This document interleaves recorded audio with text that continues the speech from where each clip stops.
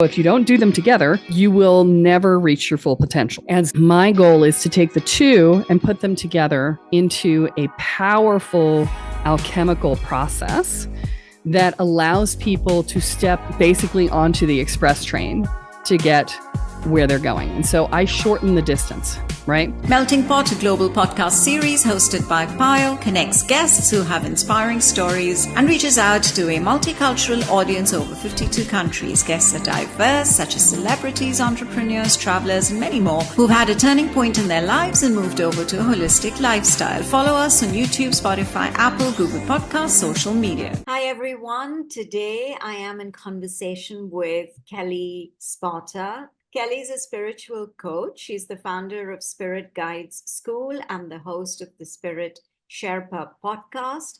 She's an emotional shaman. She's a master healer, a psychic, a medium, channel, and an empath. And with her unique gifts and extensive experience, she helps her clients navigate and overcome their deepest challenges more swiftly and easily than they ever could have done on their own. So let's dive into this fascinating journey with Kelle. Thank you for joining me today, Kelle. Thank you for having me. Can you share a little bit about your journey and how did you come to discover your calling as a transformational shaman? That's the first part of my question. And then I want to, for those who don't really understand what it means, I'd like you to just elaborate a little bit on who a transman is and what really brings that to the forefront as far as you're concerned. Okay. I'm actually going to take the second question first, just because that's going to make the most sense. Yeah. So first thing I'm going to say is if you ask 100 shamans what a shaman is, they're going to give you 100 different answers, because what a shaman does is dependent upon the gifts of the individual person and the context in which they're doing their work. Excuse me. As a transformational shaman, which is my specific field, I don't do what a lot of traditional shamans do. Traditional shamans tend to do things like sweat lodges, and plant medicine, and different sort of journey stuff like that. And what I do is I serve as the initiatrix, so the initiator into new states of being. So I help people through their personal evolution journey. And so what that means is that I help people to find the places in themselves where they're stuck, where they're limited, where they're blocked, where they're avoiding, where they're resisting, right? And clear all of that out so that they can become the person that they were always meant to be, that they always have been, right? People come into the journey thinking that they're broken in some way, and nobody's ever broken. Okay. You're not broken. My friend Kathy has this beautiful analogy that I love. She says that we are all artisanal wells. We're springs, right? And the water that springs forth is never ending and powerful and wonderful. And we are the water in the well, right? But over time, from our childhood and conditioning and experiences and society, garbage gets thrown in the well. Eventually becomes so heavy that it weighs down the well and it no longer springs forth. And eventually it weighs it down so much that it packs it down, and then it rains. And then we begin to believe that we are the rain on top of the garbage. And so we think, oh, I'm this big, or I'm that big, or I'm bigger today than I was yesterday because there was a rainstorm yesterday. But we are not the rain. We are the spring underneath the garbage. Wow. And so what we do is help you remove the garbage. And that's the foundation. So yeah, how I got here, my mother said I was talking to ghosts in my crib. So I've been doing it. This isn't what I do, it's who I am. Right. So she saw that happening. My mother had been psychic as a child and had been scared about it and shut it down. And she never figured out how to open it back up again. And she was absolutely committed to the idea that this would not happen to me. And so both my parents were actually very psychic. My father would never have admitted it, but the man said things that I heard psychics say constantly. He would never have admitted that he was psychic. Oh, I just read people. Same thing, Dad. Same thing. Right. Whatever. But so the upshot is that she spent my entire childhood taking me to psychic development workshops and taking me through personal growth things, because my parents got divorced when I was 5 and I was her partner in life. And she went on this huge internal journey and took me with her. And so we had tape series from Seth and Ram Dass and Abraham Hicks and JC Knight and you name it, we did it. It was the 70s. You had to read a book, slice out the page in the back of the book, fill out your information, snail mail it to somebody to get the tape series, right? That's how they worked back then. And so we had so many, I don't even remember all the stuff that I studied, right? I was doing self-hypnosis by the time I was 10. I was doing tarot cards by the time I was 12. It's just who I am. I actually have high school yearbook signatures that read like my client testimonials. It's terrifying. I went back to look at my high school yearbook like 25 years later. I was like, what? Your high school friends or they were not cautious around you. They felt pretty normal around you, and they actually asked you to do stuff with them. My cousin actually said, you were a scary child. And I was like, what do you mean a scary child? She said, you would just sit and stare at me. And I felt like you were analyzing everything about me. I was like, yeah, that's exactly what I was doing. But no, my friends, I didn't do a lot of the psychic stuff with my friends. I'm not sure why now that I think about it, but it just didn't come up. But I did a lot of the personal growth stuff with my friends. And I was the person that everybody came to figure life out, to the point where one of the guys on the football team who did not like me and who would not acknowledge me in the daytime would call me up at night, and I was basically his therapist. And it was terrifying. I was like, I don't know why we're having this conversation, but clearly you need it. Okay. This is how that sort of thing goes. And so I did a lot of the teenage angst work with my friends when we were growing up. And yeah, I had my own teenage angst, don't get me wrong. I was a very angry child. My parents were divorced and I was being dragged all over the country because mom was military. And there were a lot of things that I was pissed off about. But I was doing as much work as I could in the process of doing that. So, I can't imagine how I would have turned out if I had not had those tools. So what are some of the core principles or techniques that you emphasize in your school and your coaching sessions? I do a combination. So oftentimes when you come into this work, people will come into the spiritual world and they will go into this sort of discovery phase where they're like, ooh, what about this? And what about that? And what about that? And what about that? And they get lost in the bright and shiny. And so one of the things that I do, and the thing that the Spirit Sherpa podcast is set up to do, and by the way, I have a new podcast too called Spirit Guides, which is 5 days a week instead of 1 day a week. So crazy. Yeah. But the thing that the Spirit Sherpa podcast was set up to do was to take people, instead of losing the average of 2 to 5 years in this sort of bright and shiny phase, where you come in trying to figure out why you're not happy and you go, ooh, fun, and distract, right? The podcast was designed to take that 2 to 5 years and shove it down into 10 to 15 episodes, right? And so that people can shorten that distance of getting distracted. And so what I do as my whole company is we combine the personal growth and the energetic work, because people want to do the magic. They're like, ooh, I want to be magic. I want to do healing work. I want to do this. But your ability to do that, to embrace your own power, is severely limited by your personal inner dialogue, your limiting beliefs, your everything, right? And so if you don't do them together, you will never reach your full potential. And my goal is to take the two and put them together into a powerful alchemical process that allows people to step basically onto the express train to get where they're going. And so I shorten the distance, right? So I shorten the distance to take a 5-year process and I put it into 4 months. And people are like, that seems like a lot. And I'm like, it is, but it isn't. It's a big shift in a short period, but the vast majority of the time that you spend on your journey is spent, 1, trying to figure out what you need, and 2, trying to figure out who has it that actually works, because there's a lot of garbage out there, right? There's a lot of people talking about stuff they don't know about, marketing bros who've decided to get in on the parade and throwing out stuff that they don't even understand, all of this. And so what I do is I shorten that distance. And so my first 4-month program is 5 years worth of personal growth work and a couple of years worth of energetic training.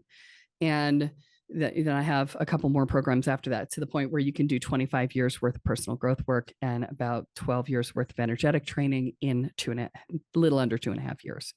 And it really, you just shoot through and really make shifts. This is done through a process of perspective shift and self-inquiry and self-awareness and consciousness and energetic work, to work with your energy field and understand how your energy field is impacting your emotional states, and to be able to master your own energy and to be able to use it to amplify your process. And so I really work to break down the barriers between all the different types of traditions and learnings and silos, wellness and yoga and magic and healing and all the things. I break down those barriers and I help people to cross-pollinate the vocabulary so that they can understand how these things are all talking about the same thing. So you basically put it all together in such a way that it becomes a lot more, it's easier for people to understand it. So what is your podcast about? It's about that. So do you talk to people, or you're just guiding through every episode?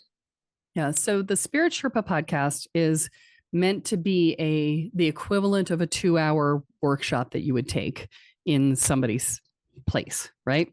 And so each episode is 30, 35 minutes, somewhere around there. And the vast majority of them are just me talking. I've been studying this stuff for 50 years. So I've got a lot of knowledge to share. And so each of the Spirit Sherpa episodes is really designed to be a little primer on a different type of subject, right? And the Spirit Guides podcast is actually designed to be more of an actual journey. So we do similar things to Spirit Sherpa on Mondays, which is, we're actually cross posting now to Spirit Sherpa on Mondays. And so the Tuesdays, though, are a self-awareness. They're journaling exercises. It's like, I ask you a question, you sit with yourself, you answer the question. Wednesdays are about how to take this work into the business world. And if you're running a business, how to do that. Thursdays are snippets of past conversations that have been coalesced to allow you to have, and those are shorter too. So the Thursday thoughts are 10, 15 minutes of just some things to consider for the day, just to keep you percolating. And then Fridays are proof that the magic exists. It's me doing readings or sound healings or guided meditations or things like that, because that's one of the hardest things for people to wrap their heads around, is that it does actually work. And so that's what Fridays are about. And so initially right now, because we just launched like a month ago, but right now it's me. Eventually, I am teaching my students how to do all of these readings that I'm doing. Ultimately, they will also be on the show to prove that you can learn how to do it, and it's not just me that's special. But yeah, you're impacting other people as well. Yeah. That's interesting. Yeah, because I have heard a couple of your episodes, and there is someone else on them. And I have a co-host. Yeah. Because I have heard a couple of your episodes when I was researching you. Yeah. No, and I'm going to listen to a lot more. So I just wanted to ask you, what do you think this is a very age-old kind of phenomena, right? And what do you think is the future of spiritual coaching and the shamanic practices in the modern world? How do you I love this question. Nobody's ever asked me this question. I love this question. Oh my God, I'm so excited, because I spend a huge amount of time thinking about this. I really do, because what I am doing with the Spirit Guide School is I am building effectively Hogwarts, right? And so what I see is university style training in these modalities, right? I see, whereas Hogwarts would have potions class and curses class, whatever, right? Spells, whatever. What I see is Reiki training and energetics work. So manifestation, spellcasting, blah, blah, blah. They're all the same thing. You can call it whatever you want. and embodiment practices, which is presence practice and yoga and Tai Chi and all of that. And then all of the different elements, right? And taking all of these different pieces, alchemical work and personal growth work, which are basically the same, just so you know, and all of that, and having it in a centralized location, whether that be virtually or physically, but to have it all in one place where people can come in and trust that the people who are in the system know what they're talking about. Because I have to say, that's the hardest thing today. When I got started in the 70s, if you were out there teaching, you were teaching because you believed in this stuff so much, you were willing to be seen as a crackpot publicly, right? Because that's how people saw people back then, right? Now everybody's, ooh, it's so cool. Let's do it. And you can't even trust that because you saw it on 15 different websites, it's true, because they all steal from each other. And so you don't even know if what you're reading is true because there's so few places, there's so few ways to figure out whether or not the person you're talking to actually knows what they're talking about, the person you're following. Like I got asked for a quote the other day for Home and Gardens magazine. And the woman said, oh, yeah, we're talking about smudging with laurel and sage and blah, blah. And I was like, please tell me you're not telling people to smudge with laurel. And she's what? I said, if you burn laurel, it releases cyanide gas. You could kill people with that.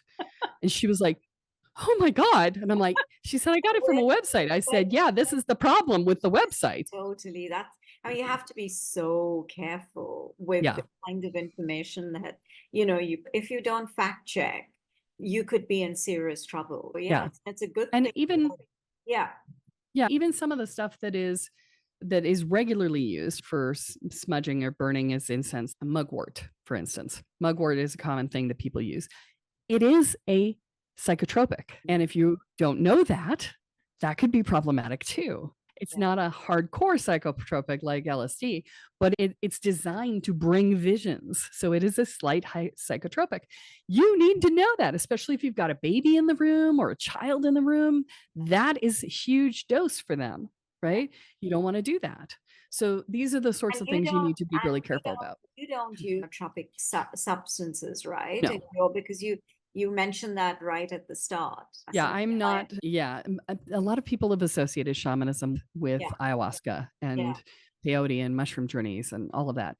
And some shamans do that. Some, not all.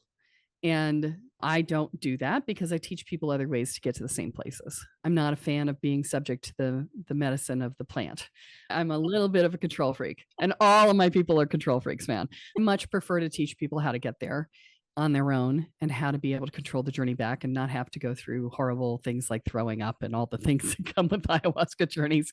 And the worst part is that in the US today, one of the biggest challenges is that the ayahuasca has become the latest fad drug, which is so disrespectful to the plant and so dangerous to the person because these plants don't take kindly to being treated. And so I have had more than one occurrence, many occurrences where people have gone on ayahuasca journeys and had to come back and have me put them back together because they got fractured on the journey because they didn't do the dieta to get ready. They didn't do the mental preparation. They didn't understand how to overcome their own resistances. They'd done none of the pre-work required to make a journey of that nature work. And things went sideways. Oh my God. Yeah, terrible. So is there a final message or thought that you would like to leave with the listeners today about whatever comes to mind?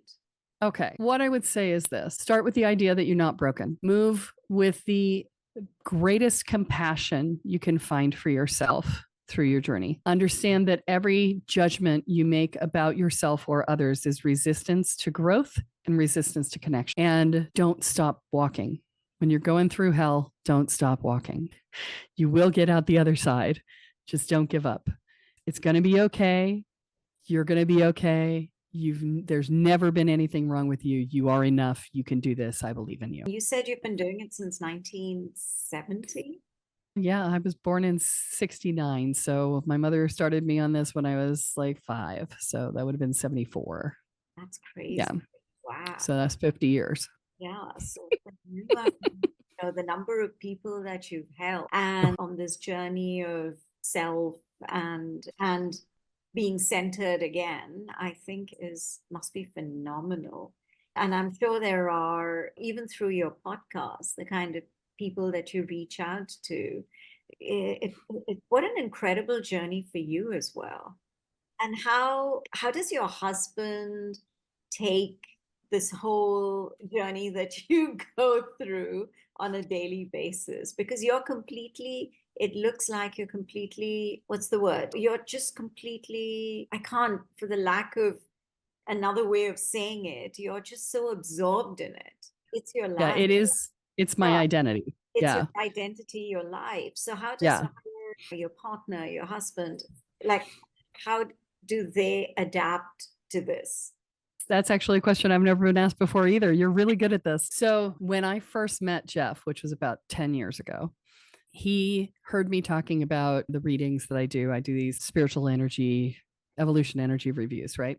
And he heard me talking about them and he's like, yeah, whatever. He's, oh, you're psychic. Yeah, whatever. And then he would be sitting there and he would have seen me. He knew I wasn't researching these people. He knew I didn't know anything about them.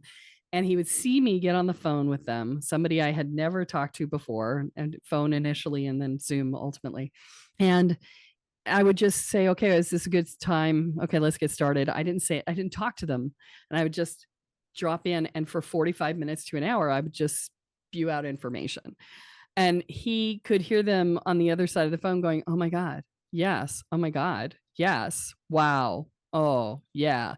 And he said, after about 2 months of this, he said, I can't deny that this is true anymore because he was such a skeptic. And then he watched other things happen where I would have an experience of being, a friend of mine was leaving to go on a trip and it was only going to be a 2.5 hour flight. But somehow right before she left, I felt the need to pack this bag full of high protein snacks. And I'm like, and I wanted to give her a bigger bag, but she's like this super efficient packer. And I knew I couldn't get her to take bigger than this bag. And so she was like, she fought me on it. And I was like, just take the bag. And she's like, okay. And if it fits in my purse and my bag, I will take it. And I'm like, okay. And she got it in there. 9 hours later, I got a phone call from her saying, it is midnight. The airport is closed. There are no more food places open. I've eaten everything that you gave me in the bag and I could have eaten more. Thank you. And I can't argue that. I didn't know the flight was going to be delayed. I just knew I needed to give her the food, right? Yeah. I didn't go looking for anything else. I just did what I knew needed to happen. So he has learned over the years that this is valid work, right? And over the years, he's also become involved. And so he actually went through, when we did a training program for people to work with us on our retreats, he went through that training program. And so he's actually been through all my courses and he's been through the training program and the whole 9 yards. He is not being a coach for the program, not really who he wants to be. But when we run ritual retreats, right, where we walk people, so we walk people through experiences, those experiences that you have in your life where you're just brought to this choice point and that when you make this choice, your life is never going to be the same again. We manufacture those experiences and we do it in service to you choosing a life of a higher level, of a more authentic space, of a more powerful, empowered space, to become sovereign in your own life, to be the hero of your own journey. We do that work. And so he helps with that. And he's actually, me being this person allows him to be a house husband. And so he's super excited that I do this because he was a chef. And so he gets to be a personal chef and do shopping and do this stuff around the house, which living in Panama like we do, that is a full-time job because shopping is not a one-stop at Walmart. It is 6 different stores and you may not get everything you need at any of the stores. And you may just have to punt or you may have to drive 40 minutes down the road to a different store or whatever, right? I am incredibly grateful for him being here and being that house husband because all of the things that he does are all the things I don't have to do. And so he is serving in a massively powerful role in my life right now. You complement each other. We totally do. Yeah. Important thing. I'm incredibly grateful for him. He is amazing. Love of my life. I'm happy for you, Kelle. Thank you so much. I really enjoyed listening to you and all the work that you do. I think is so important. And if you're able to change lives, and if you're able to bring people back to within themselves again, I think that's absolutely incredible. And I've really enjoyed talking to you. So thank you, thank you, thank you. I have. For more weekly conversations, do listen to Melting Pot on Spotify, Apple, and Google Podcasts. Follow us on YouTube and on Instagram at Podcast Melting Pot. So until the next episode, this is Payal signing off.